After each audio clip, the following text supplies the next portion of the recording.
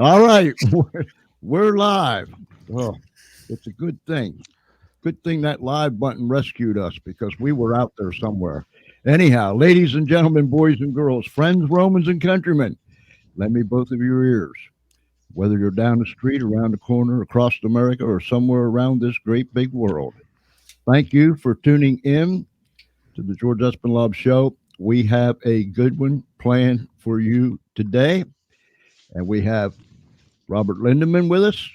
Good morning, afternoon, whatever it is, Robert. Good morning to you, George, and good morning, Ed. Good Very morning. nice to meet you, and thanks for the opportunity to discuss the book and everything else on the show. All right. Appreciate you coming on. And Ed, it's good to have you, my friend. That's not what you said last time. I've had a change of heart since then. Well, that's good. You've been nice to me.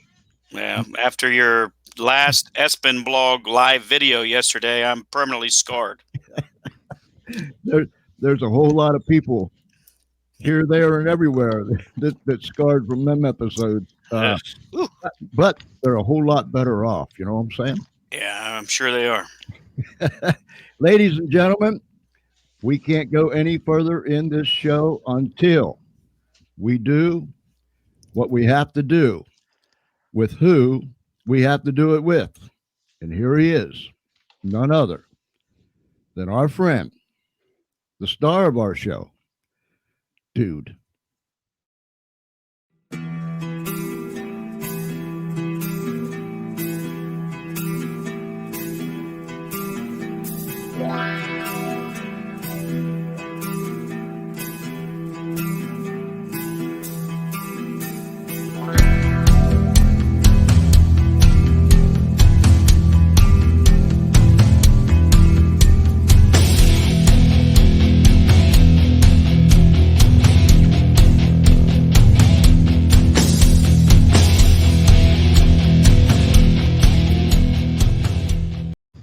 And that is the star of our show, Robert. Good beat, good beat. Yeah. He really gets busy. That's all he does. He does it every time we go live. He does that, and he earns his keep here at the Funny Farm. We we want you to come in, leave your comments, ask your questions, start those watch parties, share this with everybody near, far, and wide. Push it out there because this is a very interesting topic. And Robert is going to explain some things. And he has what's the word? What am I looking for, Ed? The word riveting. It's a riveting story. It'll keep you pasted to your seat. And if you get the book, it'll keep you pasted to your seat. And we're going to show you how to get the book, where to get the book in just a few moments. But this is what I want to do first. We're going to bring this up on the screen as soon as we do this down here.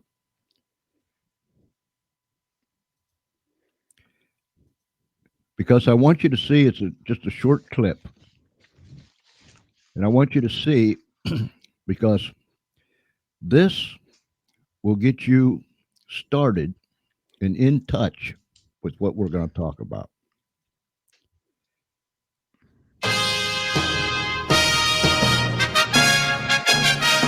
Robert Lindemann. This is the Lindemann Theory, a 31-year journey, and my cure.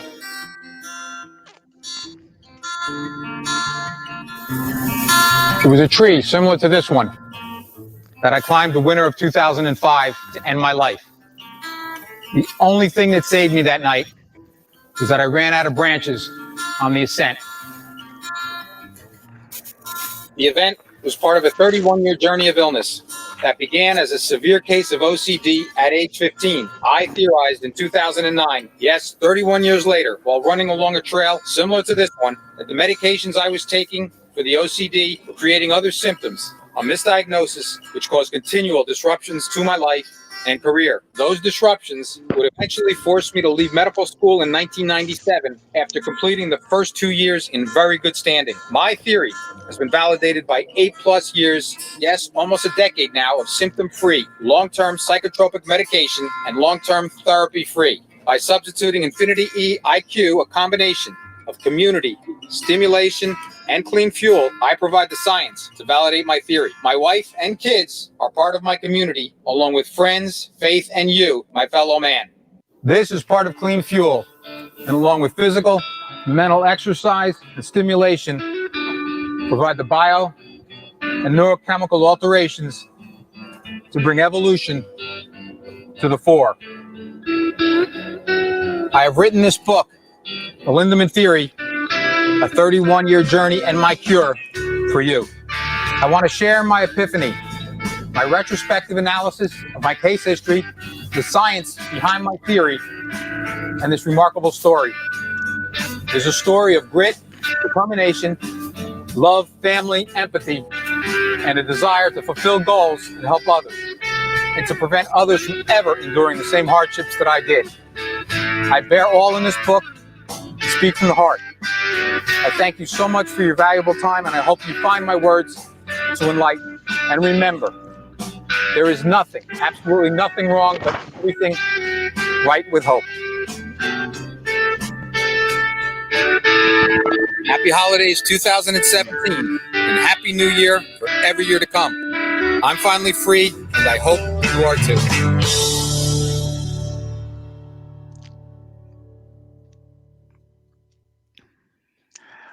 Robert, I haven't seen it in a while, George, and it seems to have the same effect every time. I was going to ask you, when you see that, what is the effect that it has on you? Well, it should have wore off already, but it hasn't. And I'll tell you a story. Right before we got on the air, I picked up the book and took a walk in the neighborhood and read chapters 36 and 37. And at the same spot every time, I kind of get choked up in one of the sections of the book. So there's many of them, but yeah. Your question was, yeah, it has the same effect. And I doubt if that effect will ever leave you, Robert. And perhaps a good thing. Yeah, I'm hoping it stays, and still, it, the impetus in writing the book again was not to have anybody, if possible, to go through what I did, and to prevent it, and I hope that keeps driving me. And again, I thank you and Ed graciously for helping me with that. Ed?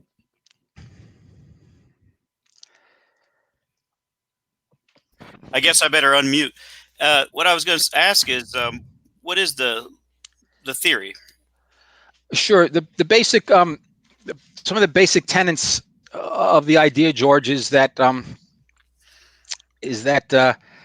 number one, I theorized 11 years ago that the medications I was taking were inducing adrenal. Let me preface all of this discussion, George and Ed, from my own, by saying that I'm not a doctor for your viewers. I have a vast education from a major university in biology and physiology and psychology, and spent years in medical school, 16 years. And but certainly with these recommendations I make or theories, please check with your medical doctor.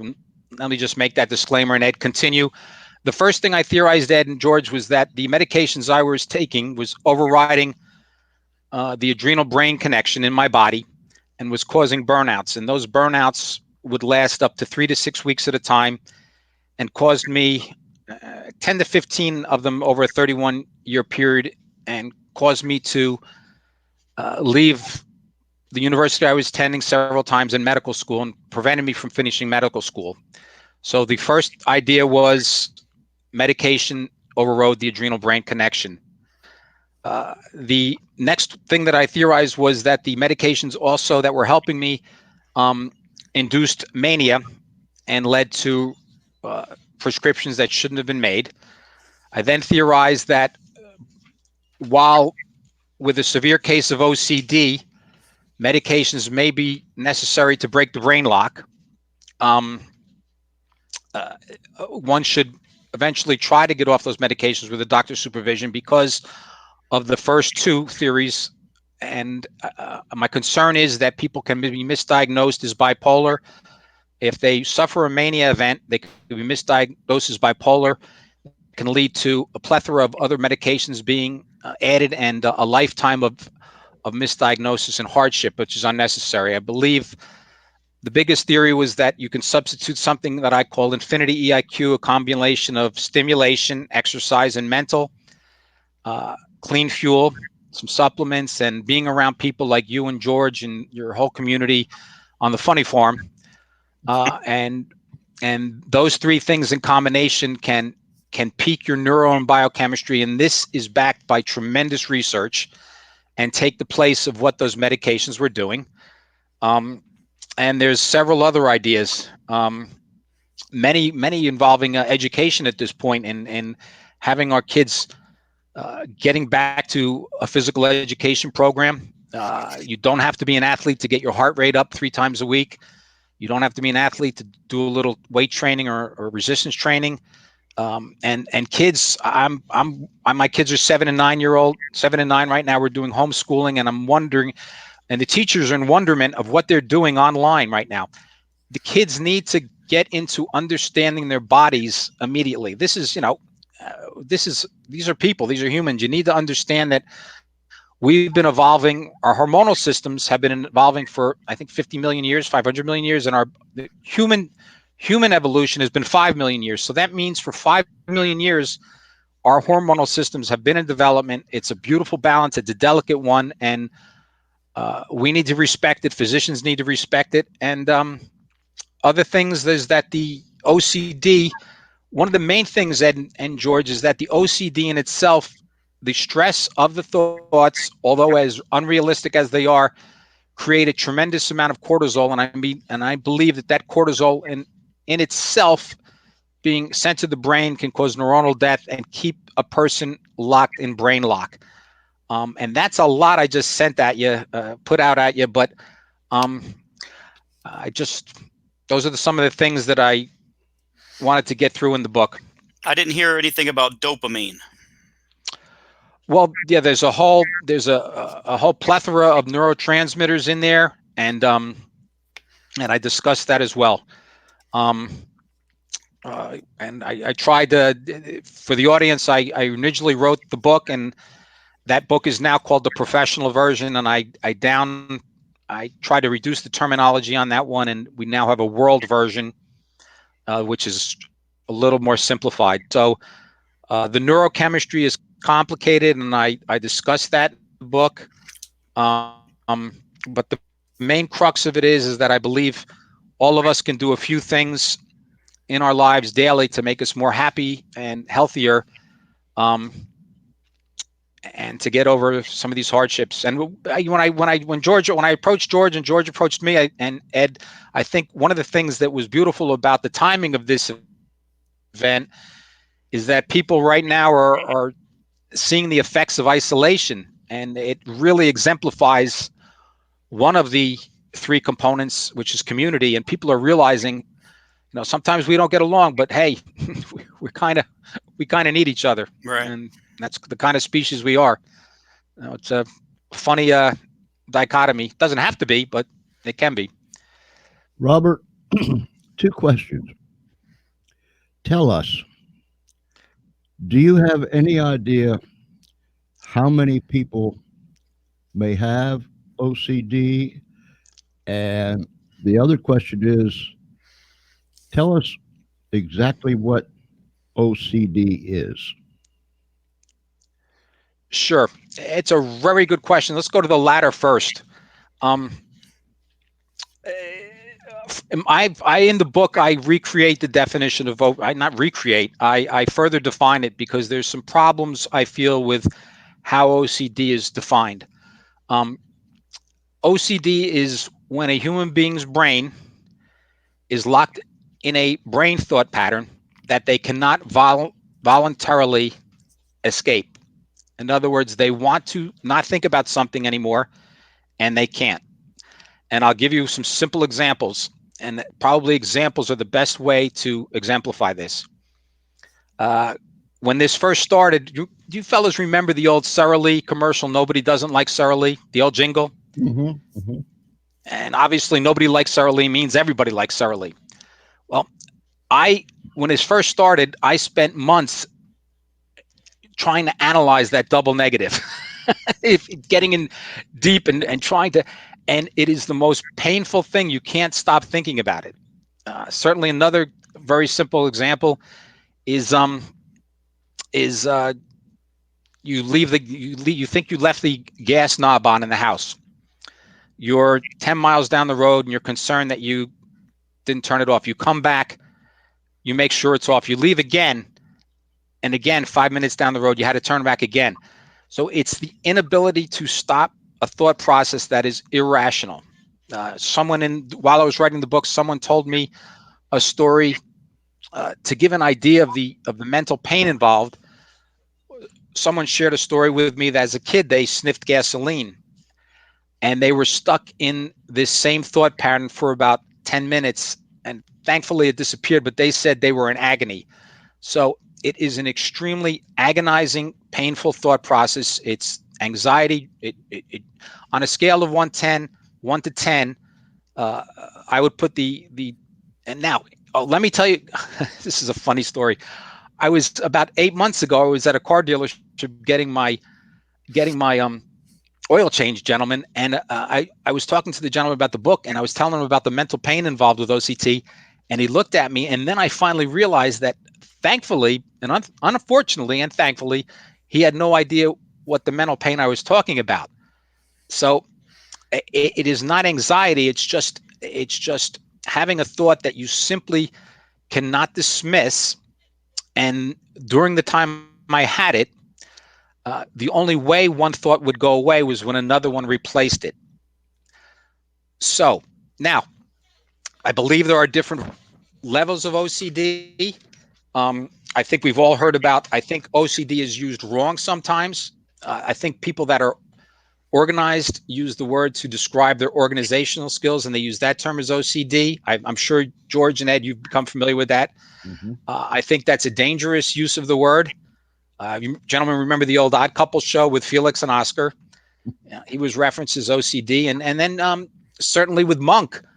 Monk was another comedy, but at least with Monk, you got into, you started to get a feel when he was in the physician's office of the frustration and anxiety that he suffered. So it is an extremely painful, debilitating disease. I would put the mental pain of depression. I suffered 4 bouts of depression during this whole 31 journey, and I would put the mental pain of depression at about a 7. The physical pain and the exhaustion of depression is about a 10. And so does that clarify the second question? What is OCD? Okay. The first question is a difficult one because, folks, before we're not going to get into this. Before we got onto the show, Ed and George, I had a little discussion on the statistics surrounding the COVID-19, and we were just having a very difficult time the figures were all over the place as to the mortality rate. Now, I don't want to get into COVID-19, but I wanted to make I don't have an answer for you, George, as to how many people suffer from OCD. Right. And I do know that sometimes that people are with anxiety. Well, first of all, anxiety and OCD go hand in hand, and there probably are different levels of pain of OCD, different variations. I hope that helps a little bit. It does. It does. When I was reading the book, things went along pretty well in your life. George, can you put the book up while you're talking about it? Oh, yeah. I was over here reaching for it. Come on, Espenlaub. Come on. What's the matter for you, huh? Okay, there's the book, ladies and gentlemen, The Lindemann Theory. When I was reading, it seemed as if everything was going along well in your life. I believe you had some brothers. Uh, you were a tight knit family. Your mom and dad really cared about you kids. Uh, and so everything was going along good.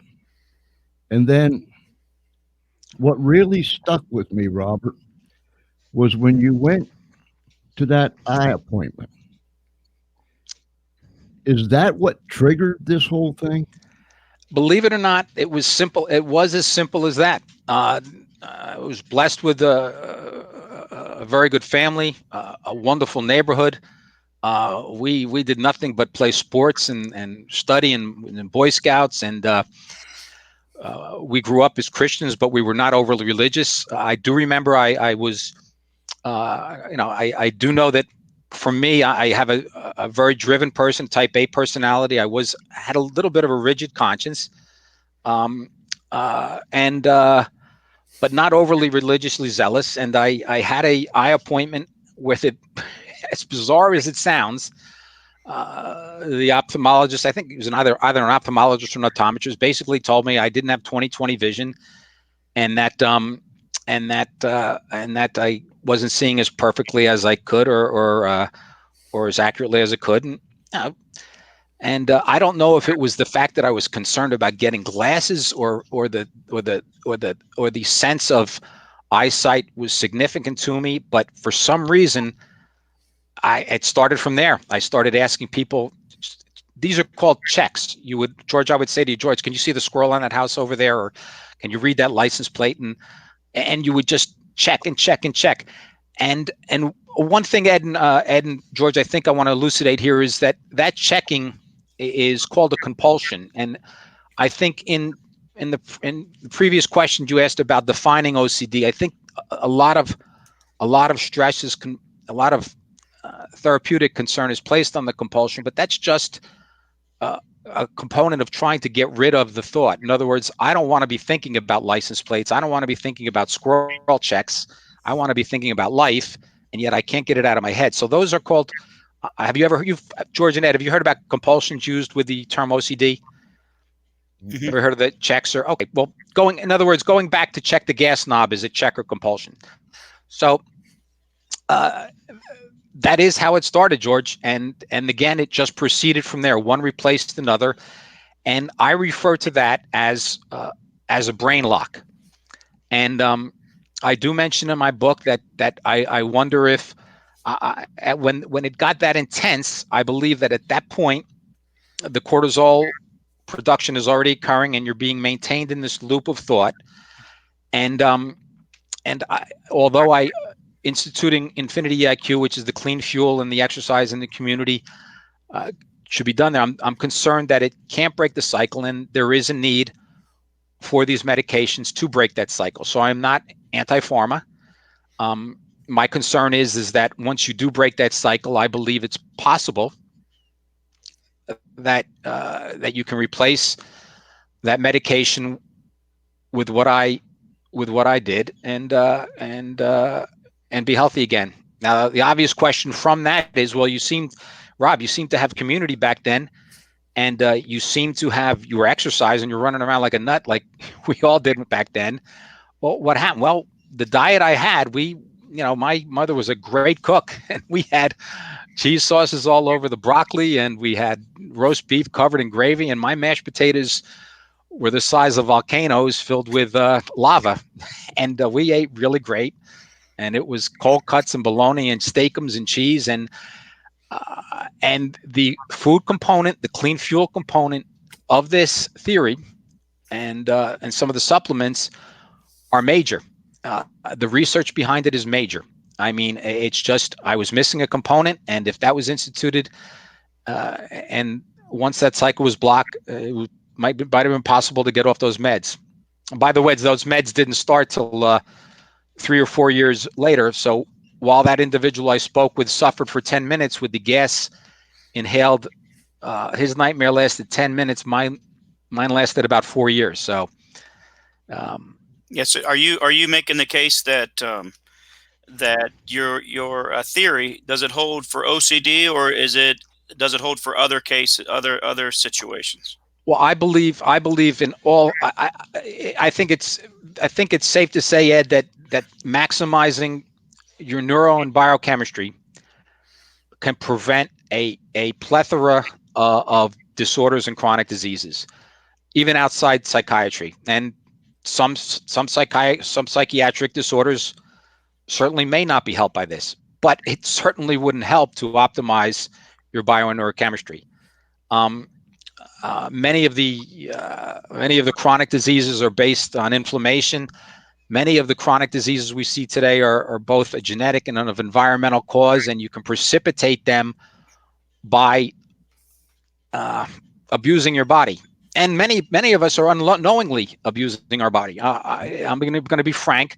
I had Ed and George, I had an incredible, absolutely incredible education in medical school, an absolute incredible education at Rutgers. And that education led me and gave me the ability to write this book, along with 31 years of actually going through these symptoms and etc. My point is, when I did go to medical school, there was one part of medical school that wasn't well developed, and that was what food can do and proper eating can do, and what nutrition can do, and what certain supplements can do in maximizing your bio and neurochemistry. And I'm not just talking about a little difference. I'm talking about waking up in the morning feeling great and waking up in the morning feeling sluggish. And I'm talking about a tremendous ability to slow the aging process. People age like our keyboard. Ed and George, the keyboard has, every key on this keyboard in front of us has a certain amount of clicks to it. Mm-hmm. And our DNA has a certain amount of clicks to it. And you add up those calories. Calories are energy. All right. And you treat your body.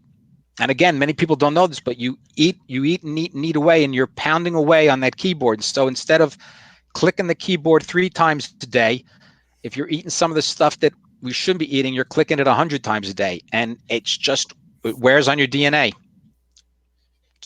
Sorry if I got carried away there, guys. No.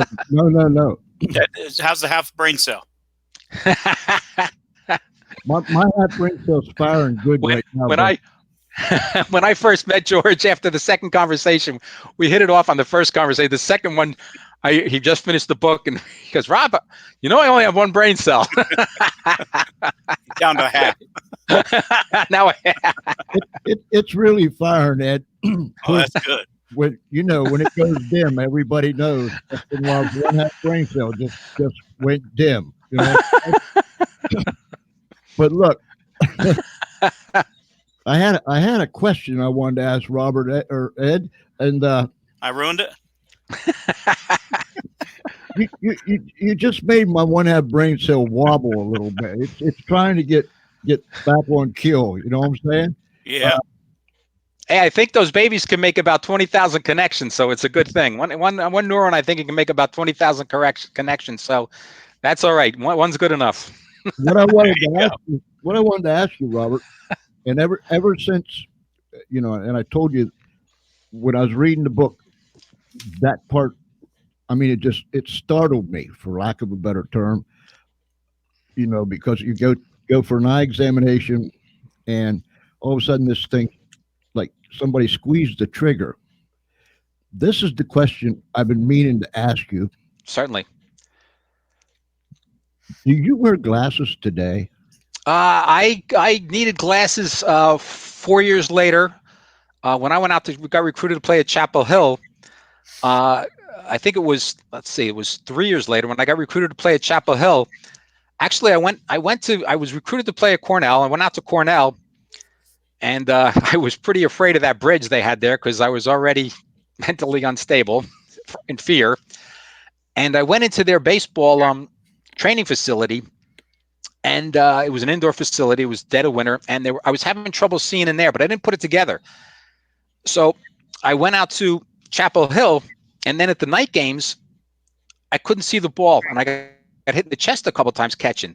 So the answer to your question, from the time of the eye exam and my sophomore, I think it was the the summer after my freshman year, that eye exam, and 3 years later when I went to Chapel Hill, then I finally did you need glasses.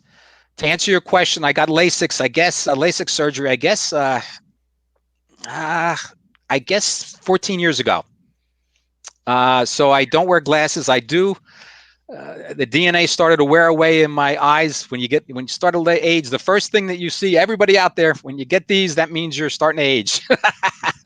So as far as nearsightedness, we corrected that with a little LASIK, and we've got 1.25 on these babies, so I can read. But one other thing, George, that you might be interested in, I think one of the components that I do talk about in the book, and I think it is a major reason, another reason why the OCD you kept in the brain lock is not only about the cortisol production, but here's what happened. When I stopped thinking about it, the most incredible generation of fear, I knew I was in trouble. That was the first thing I said. When I couldn't stop thinking about asking you and Ed, can you see this? Can you see that? I knew I was in trouble. And that fear component, I believe, is also tremendously important in propagating the illness. And I know it's important in some of these individuals that suffer from anxiety disorders. So I just wanted to add that. LASIK's about 12, 13, 14 years ago. Wow. Ed?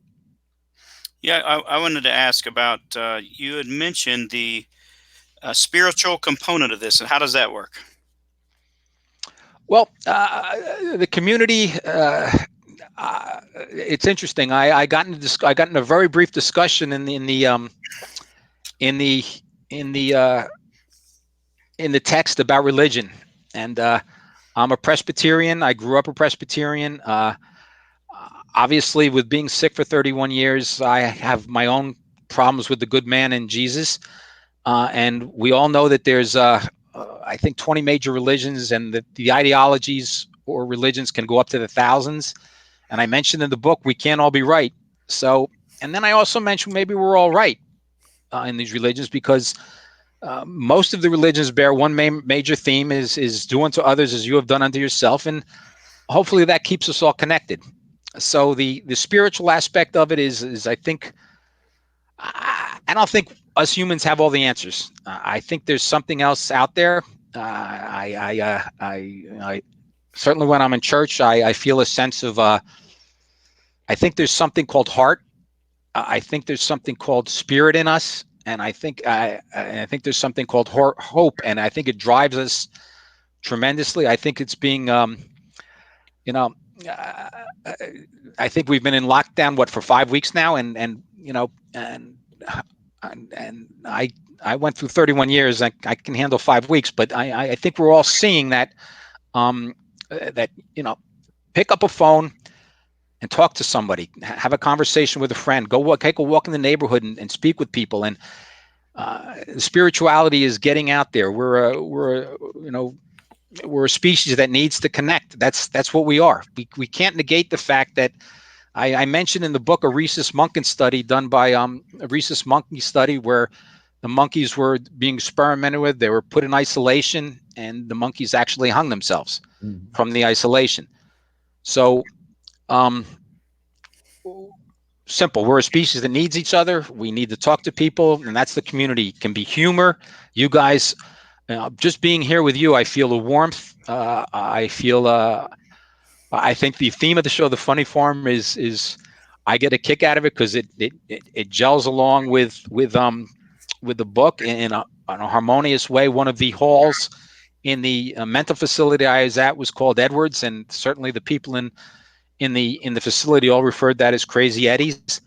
And I think the best thing from this learned is that there are still a large number of people out there, and I hate to get off. Well, it is not off topic. It's on topic. I've joined some social media group with mental illness groups, and a lot of these people that are suffering are just blown away how people say, well, why don't you just get over the depression? And I go in the book about people that attempt suicide or commit suicide or cowards. And I think there's a huge component educationally that needs to be done. And part of the problem is that people are looked at differently if they claim they have a mental illness, whatever that, that encompasses so many things. Mhm. Someone has anxiety, they're afraid to talk about it. They're willing to say they have cancer. They're willing to say they have a broken leg. They're willing to say they have COVID-19. They're willing to say they have MS, but it's almost voodoo to mention that they suffer from depression So I think part of the problem is it's an education problem. I don't hold it against anybody. I in these groups, these mental illness groups, I've mentioned that. Hey, I got a little ADHD right now. I lost track of where we were. No, let me ask you, Robert. Yeah. Your mom and dad was quite concerned.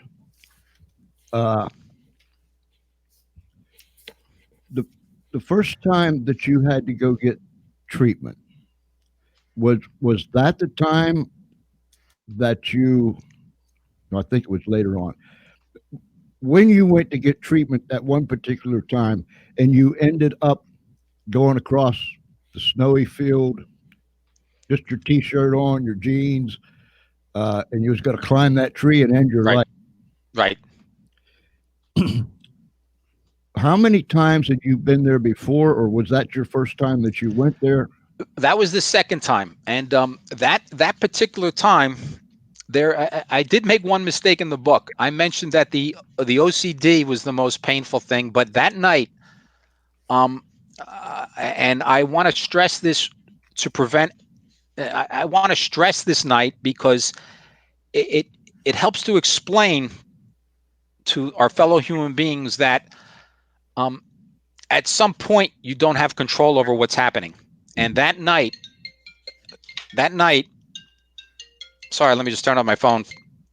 That night, the pain and the drive to end it all was I had no control over it anymore. And that I don't want that to happen to anybody either. So folks out there, when your therapist or your psychiatrist or your doctor says, are you suicidal? And try not to BS your therapist. And therapists, if you see your patient hesitate when you ask that question, ask it again and keep asking it, because I as well, avoided the question. So that particular night was the mental pain was even more horrific than the OCD. That was a whole nother level. But that was the second time, George. That was a culmination of I felt isolated. I felt I had spent 16 years studying at Rutgers medical school. I had nothing to show for it, and it started to wear on me.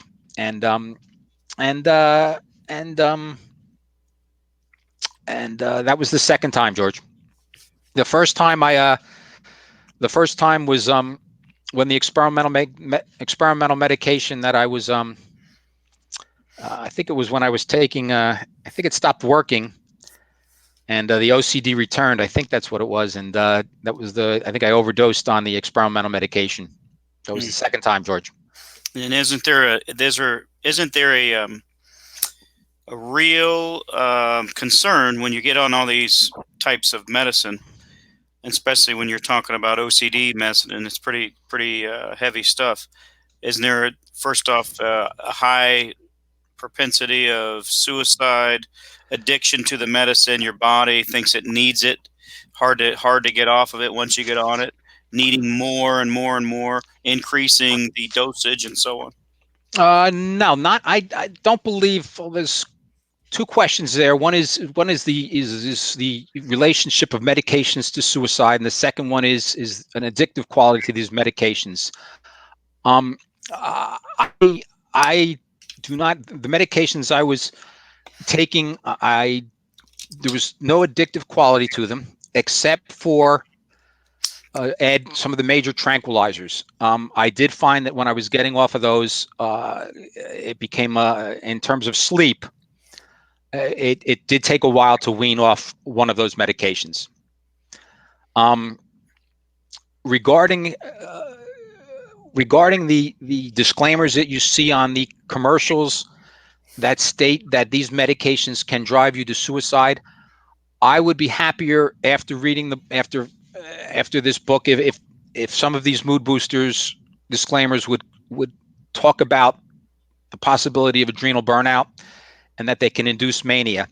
I think those two things are more important than the suicide. I think George and Ed, the suicide component of these medications is very complex because the individuals that are taking it are vulnerable. I mentioned in the book that I came out and said, and that I don't know if this is true, I came out and said in the book that I don't believe these medications were directly responsible for my suicide attempts. All right. Now, I did also mention that I believe they were indirectly responsible the second time, because I mentioned that, of course, because the reason I couldn't advance in my career and I couldn't finish medical school was because of the burnouts being generated and the physicians not picking up the fact that the mania and the adrenal burnouts were being induced by the med. So I prefer, for me personally, I prefer to use an indirect relation for the suicide. But in terms of the induced mania, Ed, and the induced adrenal mania and the induced adrenal cortical override, I would like to see that on the commercials, if you're following me, because that is huge for me. Again, if a person taking a mood booster suffers one bout of mania, it is very possible that they could be misdiagnosed, and that could lead to further medications and further complications. And that is really what my concern is. So that help answered, Yeah. Ed? Yeah, it did. But I don't think, and as far as these are not, I don't think we're talking about opioid type stuff, but some of the major tranquilizers in terms of a sleep, one of them was particularly how to wean off it. Here's the book, ladies and gentlemen, and the website where you can go get this. Now, Robert, you have, they can buy it right at your website.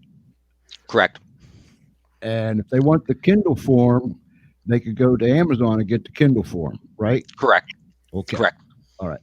So go to the LindemannTheory.com and get you this. Look, I finished this thing, and it kept me glued to my seat because, yes, Robert talks about these other things. That's important because you have to talk about these other things.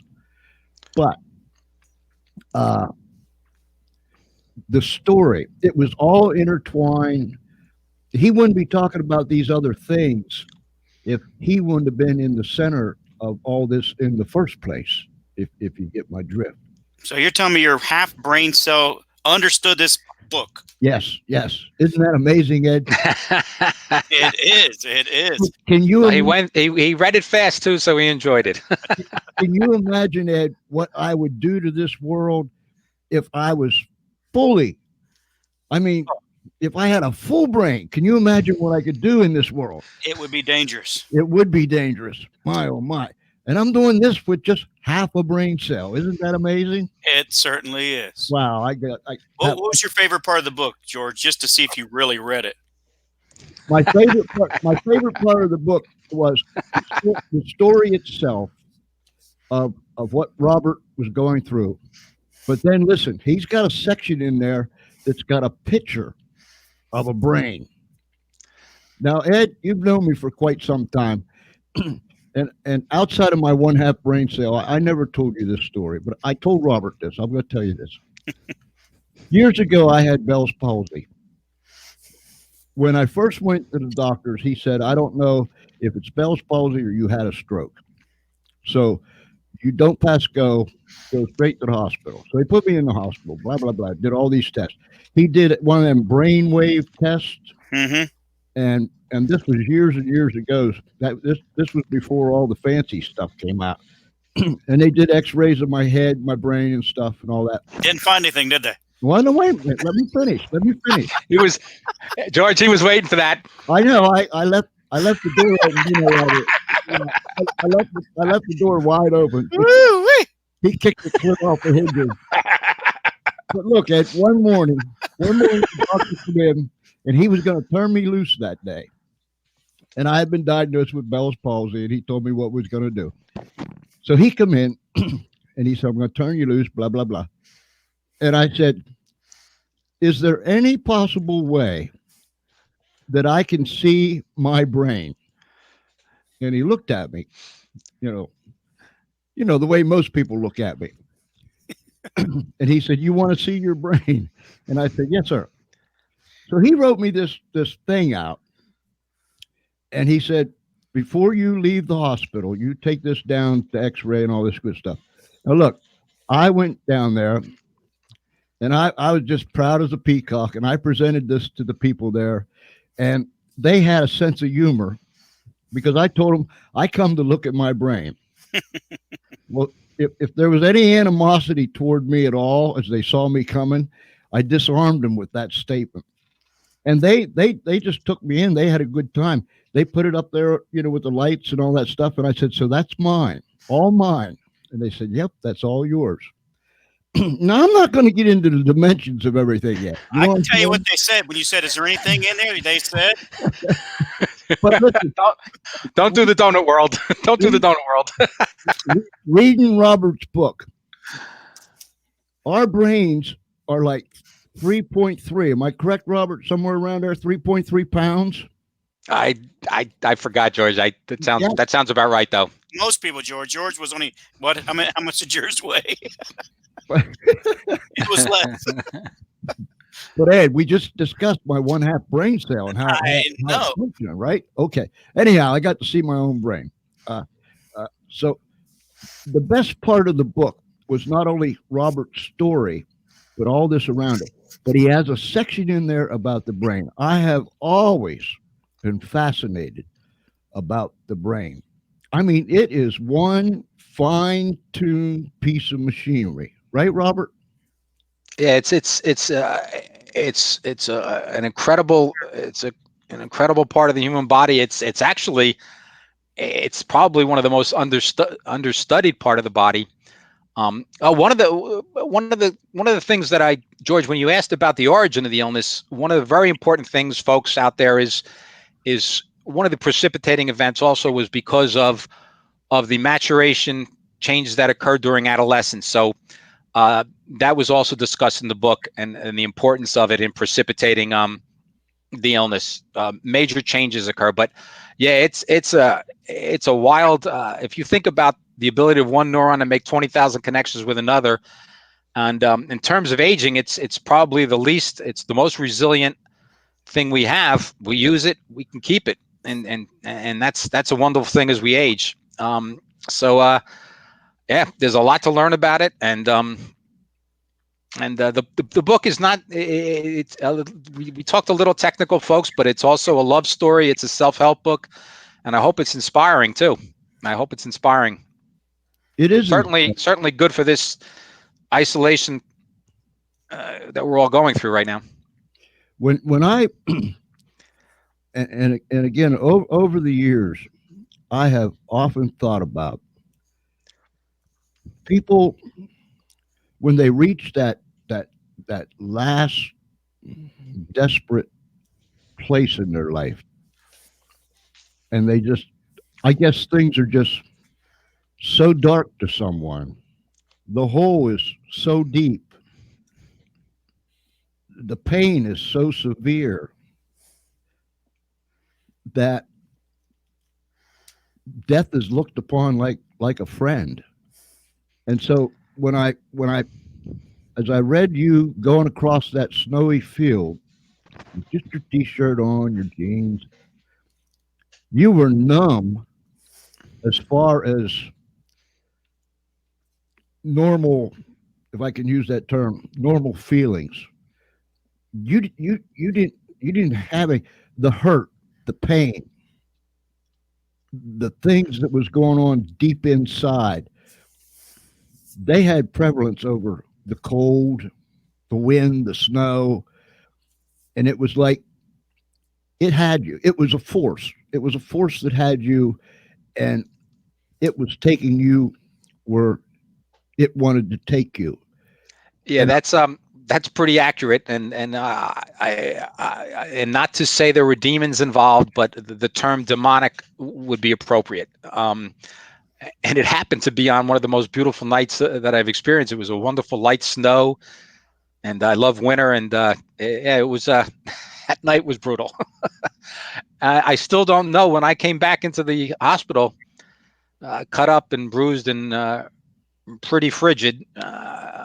All I remember is someone grabbing me and crying their eyes out, and I still don't know who it was.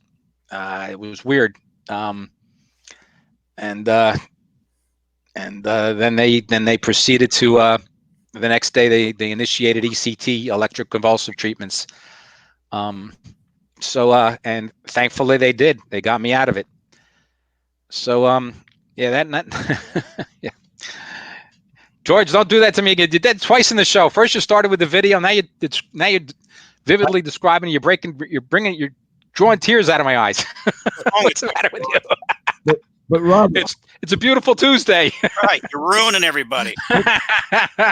this With a half a brain cell. Imagine if you had just had one. Oh my gosh! By the way, for those 20,000 connections to work for a neuron, you have to have 2 brain cells. So just say at least you have 2. Yeah, he's got 2. oh well. But look, here's what I'm trying to say. There are hundreds and thousands, possibly millions of hurting people out there. All my life, believe it or not, all my life, I have always listened. Now, I didn't listen to what my dad told me, and I'm not talking about that. But all my life, I have listened. I've kind of always been drawn to what society would call the underdog, or the guy or the gal that just didn't have things going for them, if you know what I mean. And all my life, I listened. And I would watch. I'm afraid in our society, and you said we need educated about this thing and to know about these things. All my life, I have had a real deep hurt for people that hurt. Oh, on the outside, they smile and things look pretty good. But there was this sense that I always had. Something on the inside just isn't right. And I say all that to say this. Possibly millions of people, hundreds that we bypass every single day, come in contact with. And we never take the time to say hello to a complete stranger. Hello, how you doing? How you feeling? This and that and all these other things. Or we know someone that is down and out. And like you said, pick up the telephone. Look, I'm thinking about you. You know, I just sitting here thinking about you. I just wanted to hear your voice. George, you got one of those rotary ones still, right? Yeah, I got one of them rotary kind. Yeah. We just got rid of the kind that you had, the string on 2 cans. We just got rid of them. We're uptown now, Jack. I mean, we got the rotary phone now. So. You don't have to say, operator, can you connect me with this phone call? No, Mabel, she lost her job because of this. Everything's getting automated now. I told you. But when you wrote your book, you said you wanted to help people perhaps not go through the darkness that you had to go through. And to find joy and happiness.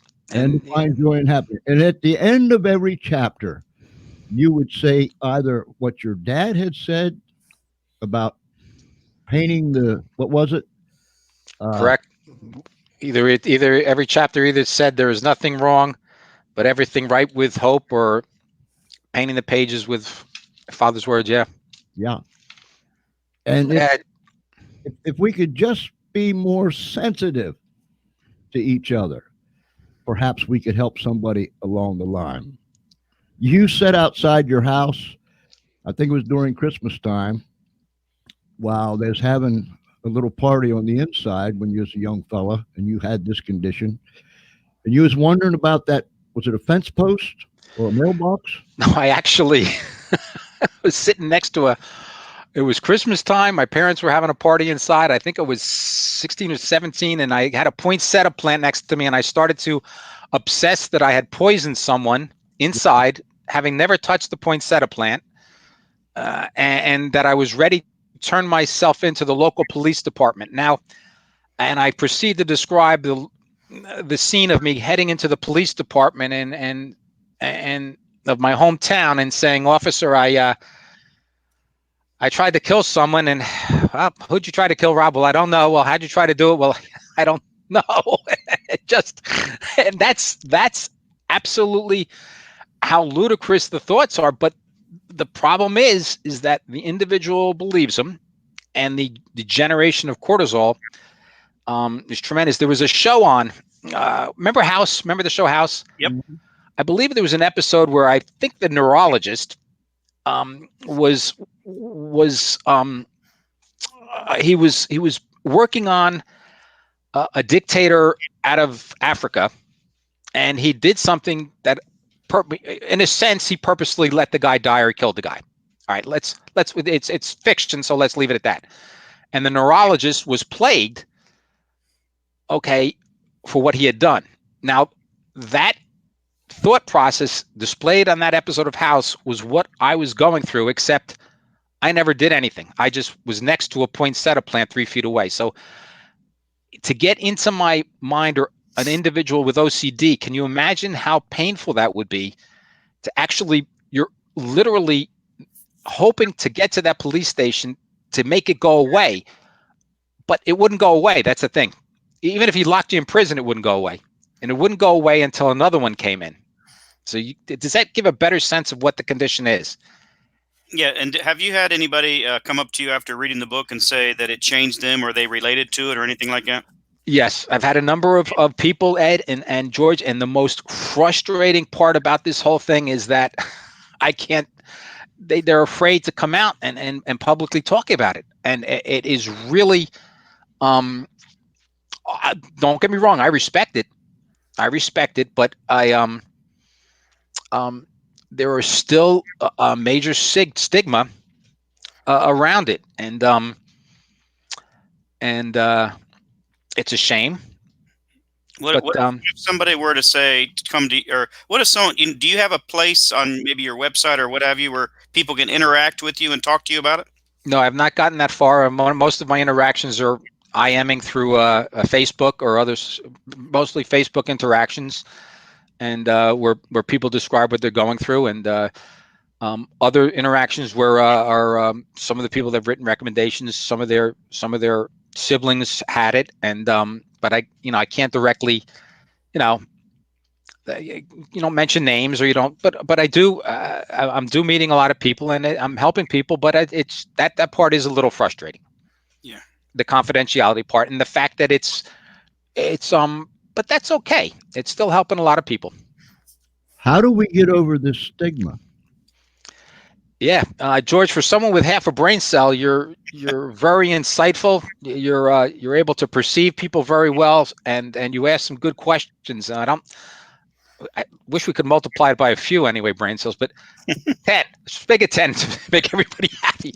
But it's a good question. I think the most important start is to get over these concepts of just get out of the depression. Just get rid of the anxiety. Just stop thinking about it. And for the ADHD people, turn the noise off in your head. For the anorexics, bulimic, just stop doing what you're doing. Just gain weight. I think we need to, in order to get rid of the stigma, I think like I said from the beginning, I mean, these kids, they should be learning about proper nutrition right now. The first thing they should be learning in grade school is how to eat, and what they're being taught is probably not the best thing either, but but that's okay. I mean,